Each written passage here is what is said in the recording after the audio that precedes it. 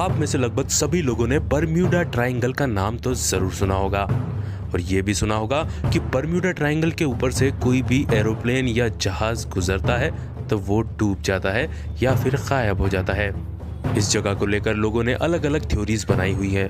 कोई कहता है कि यहाँ पर एलियंस का कब्जा है, कोई कहता है अटलांटिस का शहर यहीं पर डूबा था, और भी कई ऐसी चीजें हैं। लेकिन आज हम इस वीडियो में देखने वाले हैं कि क्या सही है और क्या गलत है, और साथ में दुनिया के एकमात्र ऐसे अकेले आदमी से मिलेंगे जो बरम्यूडा ट्रायंगल से जिंदा बचकर आया है।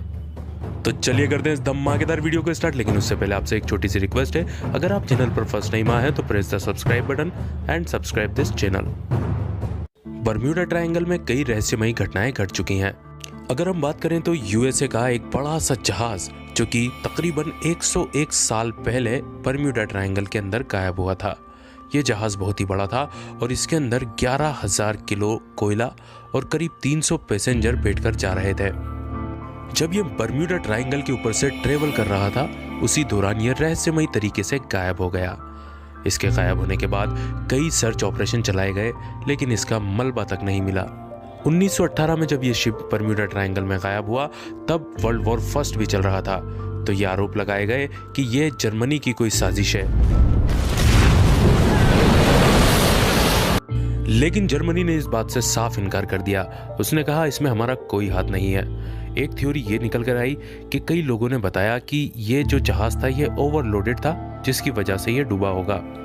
अगर हम मान लेते हैं कि ये दोनों ही थ्योरी सही हैं, तो फिर बरम्यूडा ट्रायंगल को इतना ज्यादा रहस्यमयी क्यों माना जाता है, ये हमारी दूसरी स्टोरी में क्लियर होगा। किस्सा है सन 1945 का, जब अमेरिका के 5 पायलट अपने लड़ाकू विमान लेकर नॉर्मल अपनी प्रैक्टिस के लिए निकले हुए थे। उसी दौरान ये लोग बरम्यूडा ट्रायंगल के ऊपर से भी गुजरे। तब ये फ्लाइट 19 गायब हो गई। रेडियो स्टेशन से भी इनका संपर्क टूट चुका था।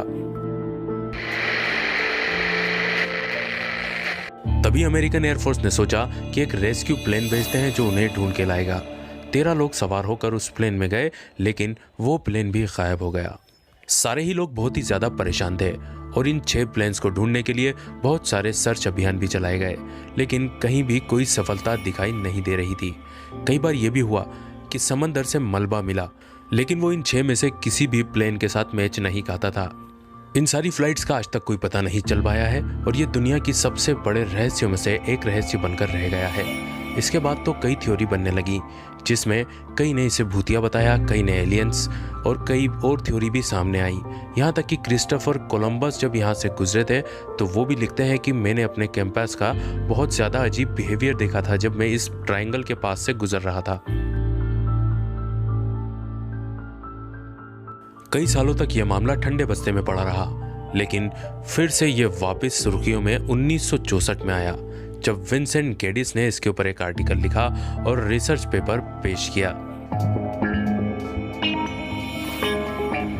लेकिन उनकी इस रिसर्च के बाद एक नई थ्योरी और एक नई बहस ने जन्म लिया, जिसमें उन्होंने बताया कि दुनिया में इसके अलावा एक डायमेंशन और है, यानी कि दूसरी दुनिया जो बरम्यूडा ट्रायंगल के अंदर बसती है, जैसे कि एलियंस की दुनिया, भूत प्रेत और सी मॉन्स्टर्स।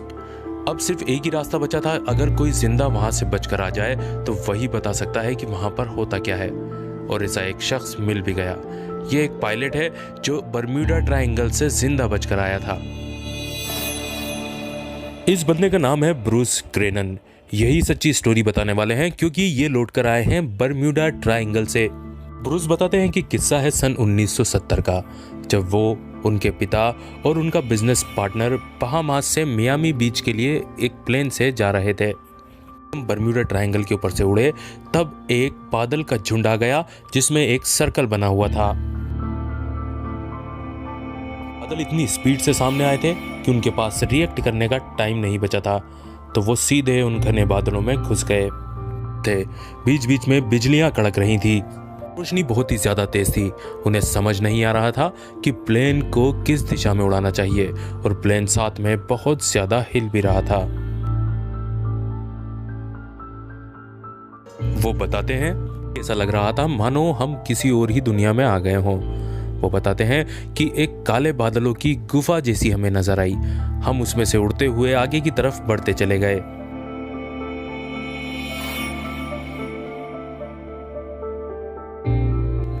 लेकिन कहानी यहीं ख़त्म नहीं होती। वो बताते हैं कि फिर बाद में आगे की तरफ ऐसी लाइंस बनना चालू हो गई जैसे कि मानो घड़ी के कांटे हों, और वो गोल गोल घूमते हुए भी नजर आ रहे थे। क्या चल रहा था ब्रूस को उसका कोई आइडिया नहीं था। वो बताते हैं कि ये पूरा इंसिडेंट 3 मिनट तक चलता रहा और फिर हम टनल से बाहर आ गए। वो बताते हैं कि जैसे ही हम उस बादलों की टनल से बाहर आए तो बाहर हमें नीला आसमान नहीं नजर आया, बल्कि चारों तरफ फोग यानी कि धुआं ही धुआं हमें नजर आ रहा था। समझ नहीं आ रहा था कि आसमान कहाँ है और समंदर कहाँ है, कि प्लेन में लगे सारे ही दिशा सूचक यंत्र यानी कि कंपास बहुत तेजी से घूम रहे थे और उस पर किसी का कोई नियंत्रण नहीं बचा था। थोड़ी देर तक वो बिल्कुल दुनिया से कट चुके थे। किसी से कोई रेडियो पर उनका संपर्क नहीं हो पा रहा था। लेकिन थोड़ी देर बाद उनकी किस्मत अच्छी थी कि एक रेडियो स्टेशन से उनका संपर्क हुआ। उन्होंने उनसे रिक्वेस्ट की कि हमें रास्ता बताइए, हमें किधर जाना चाहिए। तब उन्होंने ये बताया कि रडार आपका प्लेन ही डिटेक्ट नहीं कर पा रहा है। आसमान का धुआं कम हुआ तब जाके रडार पर प्लेन दिखने लगा। वो बताते हैं कि जैसे ही सामने का धुआं कम हुआ तब जाके प्लेन रडार पर दिखने लगा, और वो हैरत में थे कि जिस स्पीड से वो बाहर आए उस स्पीड में नॉर्मल प्लेन तो इतना सफ़र नहीं कर सकता था। यानी कि अगर कोई प्लेन 1 घंटे में 100 किलोमीटर चलता है तो इन्होंने 200 किलोमीटर कवर किया था।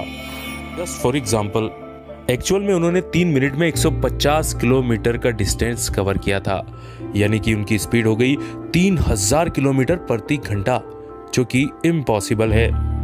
ये स्पीड दुनिया के सबसे तेज फाइटर प्लेन से भी ज्यादा थी। आखिरकार सारी बाधाओं को पार करते हुए ये लोग सक्सेसफुल तरीके से जमीन पर लैंड हो गए। लेकिन पायलट अभी भी हैरान था। उसने अपना फ्यूल टैंक चेक किया तो पता चला कि जितना पेट्रोल जलना चाहिए था उससे आधा ही पेट्रोल जला है। ये बहुत ज़्यादा आश्चर्यचकित कर देने वाला फैक्ट था। इसका जवाब किसी भी साइंटिस्ट के पास नहीं है। रिसर्चें चल रही हैं कि आखिर वहाँ पर क्या हुआ होगा। अलग अलग साइंटिस्टों की अलग अलग थ्योरीज भी सामने आने लगी हैं। कई साइंटिस्ट बोलते हैं कि जब वो लोग बता रहे हैं कि वहाँ पर ऐसी बिजली कड़क रही थी तब कोई मैग्नेटिक फील्ड बन रहा होगा, जिसकी वजह से इनकी स्पीड और ज़्यादा तेज़ हो गई होगी।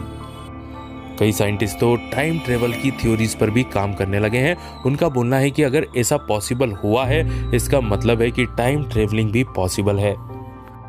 जैसा कि आप देख सकते हैं एक पेपर पे 2 बिंदु हैं, यानी कि एक बिंदु वो जहां से आप जाना चाहते हैं और दूसरा बिंदु वो जहां पर आप पहुंचना चाहते हैं।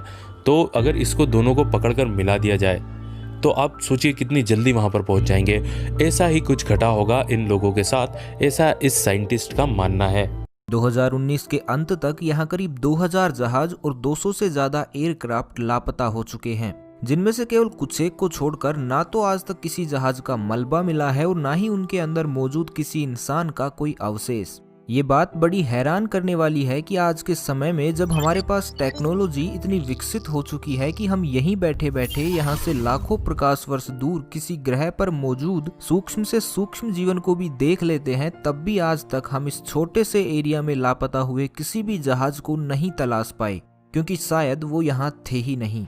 ये बात 4 दिसंबर 1970 की है, जब पायलट ब्रूस गर्नर ने अपने पिता और एक बिजनेस पार्टनर के साथ एंड्रोस आइलैंड से फ्लोरिडा कोस्ट जाने के लिए उड़ान भरी।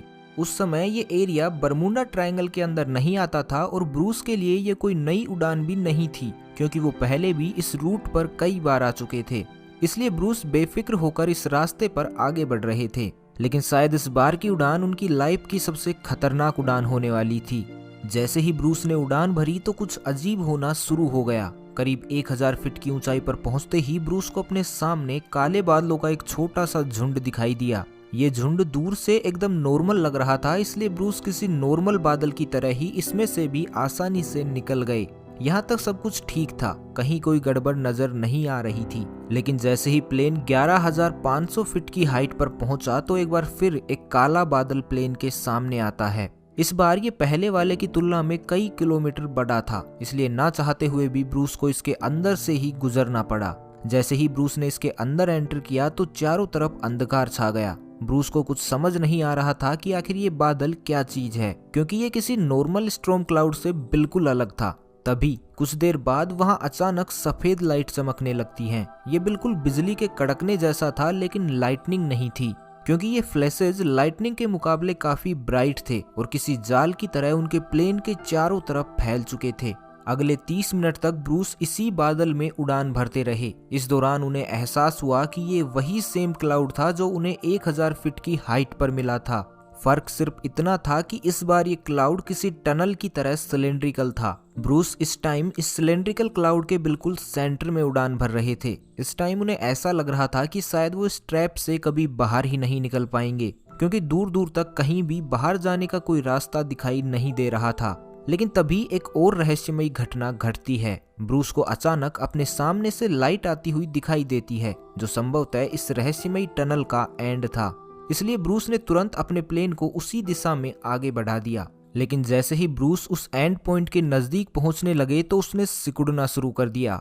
इस मूवमेंट पर उनके प्लेन के नेविगेशन इंस्ट्रूमेंट में हलचल पैदा होने लगी। कंपास अपने आप बार बार अपनी दिशा बदल रहा था। प्लेन के इलेक्ट्रॉनिक इंस्ट्रूमेंट अपने आप रेस्पॉन्ड करने लगे। ऐसा लग रहा था जैसे प्लेन को कोई बाहरी शक्ति कंट्रोल कर रही हो। इस टाइम प्लेन पर कंट्रोल करने के ब्रूस के सारे प्रयास विफल हो रहे थे। लेकिन हैरानी की बात यह थी कि प्लेन अभी भी कंटिन्यू उस टनल के एंड पॉइंट की तरफ बढ़े जा रहा था। अगले 20 सेकंड तक ब्रूस का प्लेन इसी तरह हिचकोले खाते हुए इस क्लाउड में ट्रेवल करता रहा और फिर अचानक एक झटके के साथ इस क्लाउड से बाहर निकल गया। लेकिन अगले 5 सेकंड तक उसके साथ वो हुआ जो पृथ्वी पर होना लगभग नामुमकिन था। इस रहस्यमयी क्लाउड से निकलने के अगले 5 सेकंड तक ब्रूस खुद को वेटलेस फील कर रहे थे, बिल्कुल वैसे ही जैसे कोई अंतरिक्ष यात्री तब फील करता है जब वह अर्थ के ग्रेविटेशनल फोर्स से बाहर चला जाता है। इसके बाद सब कुछ नॉर्मल हो गया। प्लेन के सारे इंस्ट्रूमेंट सही से वर्क करने लगे। इसलिए ब्रूस ने तुरंत ग्राउंड कंट्रोल से कांटेक्ट करने की कोशिश की, क्योंकि पिछले आधे घंटे से ब्रूस को इस बात का कोई अंदाजा नहीं था कि वो कहां उड़ान भर रहे हैं। लेकिन जब ग्राउंड कंट्रोल ने रडार पर उनकी लोकेशन को ट्रैक करना चाहा तो वहां उन्हें ऐसा कोई प्लेन नजर नहीं आया। कुछ देर बाद ग्राउंड कंट्रोल ने वापस ब्रूस से कांटेक्ट किया और उन्हें बताया कि वो उनका एयर स्पेस पार करके ऑलरेडी मायामी के एयर स्पेस में पहुंच चुके हैं। लेकिन ये कैसे हो सकता था, क्योंकि ब्रूस को अपनी इस यात्रा में करीब 400 किलोमीटर की डिस्टेंस तय करनी थी, जो कम से कम 90 मिनट का समय लेती। लेकिन उन्हें तो उड़ान भरे हुए अभी सिर्फ 47 मिनट ही हुए थे। जिस विमान से वो यात्रा कर रहे थे उसकी मैक्सिमम पॉसिबल स्पीड ही 290 किलोमीटर प्रति घंटे की थी। यानी इस प्लेन से 47 मिनट में 400 किलोमीटर की डिस्टेंस तय करना पॉसिबल ही नहीं था। इसलिए एक बार को ब्रूस को भी लगा कि शायद ग्राउंड कंट्रोल की टीम से कुछ मिस्टेक हो रही है। लेकिन अगले कुछ ही पलों बाद उनका ये वहम दूर हो गया, क्योंकि उनके सामने मायामी का एयरपोर्ट था। फाइनली जब एयरपोर्ट पर लैंडिंग के बाद उन्होंने अपना फ्यूल चेक किया तो उनके होश उड़ गए, क्योंकि 400 किलोमीटर की यात्रा में जितना फ्यूल खर्च होना चाहिए था उसका आधा फ्यूल अभी भी प्लेन में बचा हुआ था। यानी ये प्लेन असल में केवल 200 किलोमीटर के आसपास ही चला था। लेकिन अगर ये बात सच थी तो ब्रूस एंड्रोस आइलैंड से मायामी एयरपोर्ट तक कैसे पहुंचे, जिनके बीच की दूरी ही करीब 400 किलोमीटर थी। ब्रूस ने इसके बारे में कई प्रोफेसर से भी बात की, लेकिन किसी के पास भी इस घटना का कोई जवाब नहीं था। आज तक इस एरिया में न जाने कितने शिप्स और प्लेन गायब हुए हैं, लेकिन केवल कुछ एक को छोड़कर आज तक ना तो किसी प्लेन का मलबा मिला है और ना ही किसी की डेड बॉडी। ऐसे में इस घटना ने एक नई बहस छेड़ दी थी कि क्या वास्तव में बरमूडा ट्रायंगल किसी दूसरी दुनिया का दरवाजा है, क्योंकि एक थ्योरी के अकॉर्डिंग इस घटना के पीछे डार्क एनर्जी का हाथ हो सकता है। वही डार्क एनर्जी जो इस पूरे यूनिवर्स के एक्सपेंशन के लिए जिम्मेदार है। साइंटिस्ट की माने तो डार्क एनर्जी वो पावर है जो किसी ब्लैक होल की तरह ही स्पेस टाइम को कर्व करके इस तरह के टनल बना सकती है, जिसकी हेल्प से लाखों प्रकाश वर्ष की दूरियां बेहद कम टाइम में तय की जा सकती हैं। संभवतः ब्रूस भी ऐसे ही किसी टनल से टकराए होंगे और सौभाग्यवश उससे बाहर निकल पाने में भी कामयाब हुए, जिसके कारण वो 400 किलोमीटर की डिस्टेंस मात्र 47 मिनट में तय कर पाए।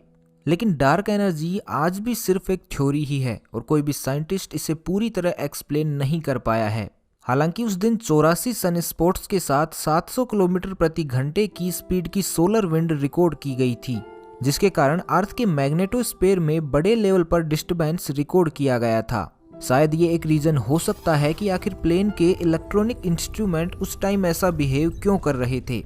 लेकिन इस सवाल का जवाब आज भी एक रहस्य ही बना हुआ है कि आखिर 290 किलोमीटर प्रति घंटे की स्पीड से चलने वाला कोई प्लेन 400 किलोमीटर की दूरी 47 मिनट में कैसे तय कर सकता है, और आखिर 2000 शिप्स और 200 एयरक्राफ्ट के लापता होने के बावजूद भी आज तक उनका मलबा क्यों नहीं मिल पाया। क्या वास्तव में इन सब चीजों के पीछे डार्क एनर्जी का ही हाथ हो सकता है? आपका इस बारे में क्या सोचना है, कमेंट करके हमें जरूर बताइएगा।